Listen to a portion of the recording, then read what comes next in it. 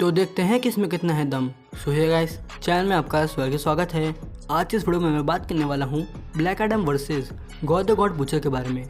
अब जिनको नहीं पता है कि ब्लैक एडम कौन है, उनको मैं बता देता हूँ कि डीसी का एक अंडररेटेड सुपर विलन रहा है। बात कीजिए हमारे गॉड द गॉड बुचर की, तो वो भी बहुत ज़्यादा सुपर विलन रहा है। लेकिन सबसे पहले हम लोग बात कर लेते हैं ब्लैक एडम के बारे में कि ब्लैक एडम है कौन। तो ब्लैक एडम की बात की जाए तो उसका नाम होता है आदम, और जो आदम होता है वो जो है हमारे कंधक में रहता है, या फिर वो तो जो एडम होता है, एडम जो कंधक में रहता था तो वहाँ पे बहुत ज़्यादा वॉयलेंस होता था, जिससे कि वो परेशान रहता रहा। एक बार जो विजार्ड होता है वो हमारे एडम को ब्लैक एडम बना देता है, पावर दे देता है। एंड वो विजार्ड वही होता है जिसने शज़ाम को पावर दी थी। हमने शज़ाम मूवी में उस विजार्ड को देखा भी है। अब यहाँ पे मैं आप लोग को बता देता हूँ कि जो एडम होता है उसके बाद बहुत ज़्यादा पावर आ जाती हैं। वही बात की जाए गॉड की ओरिजिन की, तो जो गॉड द गॉड बुचर होता है वो जो होता है वो एक नोमैड होता है और कई सारे नोमैड्स के साथ रहता है। एक बार उसकी फैमिली की डेथ हो जाती है, जिसका जिम्मेदार वो गॉड्स को कहता है। साथ ही साथ वहाँ के लोग उसे भगा देते हैं। अब जो गॉड द गॉड बुचर होता है वो एक जगह पे पड़ा होता है, एंड उसी समय पे दो गॉड्स लड़ते लड़ते गिर जाते हैं। साथ ही साथ उनमें से एक गॉड मर जाता है, एक गॉड जिंदा होता है जो कि उससे मदद मांगता है, लेकिन गॉड द गॉड बुचर उनकी मदद नहीं करता है। जिसके बाद वो उसी को मार देता है एंड उसकी पावर ले लेता है, जिसके बाद उसके पास पावर आ जाती है। अब पावर के बारे में बात कर ली जाए तो ब्लैक एडम की पावर की बात की जाए तो उसके पास अलग अलग गॉड्स की पावर्स हैं, जैसे कि शिव, हीरू, एमन, जेहूटू, एटन और ससा मेहन। अब इन सब की जो पावर्स हैं उनमें आता है stamina, swiftness, strength, wisdom, power, courage. बहुत सारी पावर आती हैं जो कि ब्लैक एडम के पास हैं। लेकिन गाइस, जो जेहूटू की विजडम होती है उससे ब्लैक एडम जो है किसी का ही माइंड रीड कर सकता है। साथ ही साथ उसकी जो पूरी की पूरी बॉडी है वो इंडस्ट्रेबल है। इसका मतलब कि बुलेट प्रूफ कह सकते हो आप लोग। बात की जाए हमारे ब्लैक एडम की, तो ब्लैक एडम इतना ज़्यादा पावरफुल है कि वो सुपरमैन को भी बीट कर सकता है। एक बार तो बहुत अच्छी खासी फाइट होती है उसकी सुपरमैन से।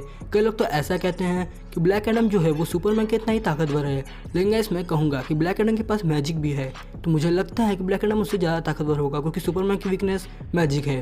तो इतना तो हम लोग समझ ही सकते हैं। वही बात की जाए गॉड द गॉड बुचर की पावर के बारे में, तो गॉड द गॉड बुचर के पास भी कई सारी पावर्स हैं, जैसे कि सुपर ह्यूमन स्ट्रेंथ, ड्यूरेबिलिटी, ऐसी पावर्स हैं। अब ये सुन के बहुत कम लग रहे हैं, लेकिन बहुत ज़्यादा पावर हुए, क्योंकि मैं आप लोग को बता देता हूँ उसके पास नेक्रो स्वॉर्ड है। अब नेक्रो स्वॉर्ड वही तलवार है, या फिर को तो वही स्वॉर्ड है जिसे गॉड्स को मारने के लिए बनाया गया था। नेक्रो स्वॉर्ड से जो है हमारे नल ने हमारे सेलेस्टियल का सिर धड़ से अलग कर दिया था, जिससे कि समझ में आता है कि उससे सेलेस्टियल को भी मारा जा सकता है। तो हम लोग समझ सकते हैं कि गॉड द गॉड बुचर कितने ज़्यादा पावरफुल कैरेक्टर कहलाएगा। नेक्रो स्वॉर्ड जो होता है उसके हाथ से अटैच होता है, बिल्कुल वेनम जैसे, जिससे कि हम समझ ही सकते हैं गॉड किलिंग होता है वो। एंड गाइस, यहाँ पे हमने इतना जान लिया है, गॉड द गॉड बुचर जो होता है वो 3 थॉर को बीट कर चुका है, लेकिन हाँ, वहाँ पे वो हार गया था। उसके बारे में अभी मैं बताता हूँ। वही बात की जब ब्लैक एडम की, तो ब्लैक एडम ने जो है फ्लैश रेस लगाई थी, जहाँ पे वो बहुत तेज़ से उड़ रहा था, उसके बराबरी कर रहा था, और उसने सुपरमैन को भी पीटा, जैसे कि मैंने कहा ही था। साथ ही साथ उसने एयरक्राफ्ट को बॉल की तरफ फेंक दिया था। ठंडा क्लाइव भी कर सकता है बिल्कुल हल्क जैसे। साथ ही साथ उसने जो है एडम स्मैशर को जिंदा कर दिया था। इन बहुत सारे कारनामे किए हैं हमारे ब्लैक एडम ने। वहीं गॉड की बात की जाए तो उसके कारनामे कुछ खास नहीं मुझे पता, लेकिन मैं इतना कह सकता हूँ कि उसने बहुत सारी गॉड्स को मारा है। जी हाँ दोस्तों, और वो जितने भी गॉड्स को मारता है उनकी पावर्स उसके अंदर आ जाती है, जिससे कि मैं समझ में आता है कि बहुत ज़्यादा पावरफुल कैरेक्टर है। अब बात कर लीजिए इन दोनों कैरेक्टर्स की, तो गाइस मैं आप लोगों को बता रहता हूँ दोनों के पास अपनी अपनी बहुत ज़्यादा पावर है।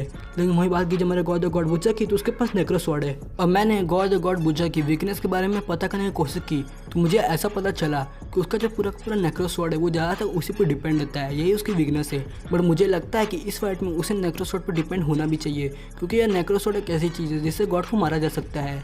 एंड ब्लैक एडम को भी एक गॉड लाइक पर्सन कह सकते हैं, जिससे कि मैं समझ में आता ही है। वैसे भी ब्लैक एडम के पास बहुत सारे गॉड्स की पावर्स हैं, जैसे कि शिव, हीरू, अमेन, साथ ही साथ जेहूटू, एटन, मेहन, जैसे कि मैंने आपको बताया ही था, जो कि बहुत ज़्यादा गॉड्स हुए। लेकिन वही बात की जाए गॉड द गॉड बुचर की, उसने कई सारे गॉड्स को मारा है और उसकी पावर ले ली है, जिससे कि समझ में आता है।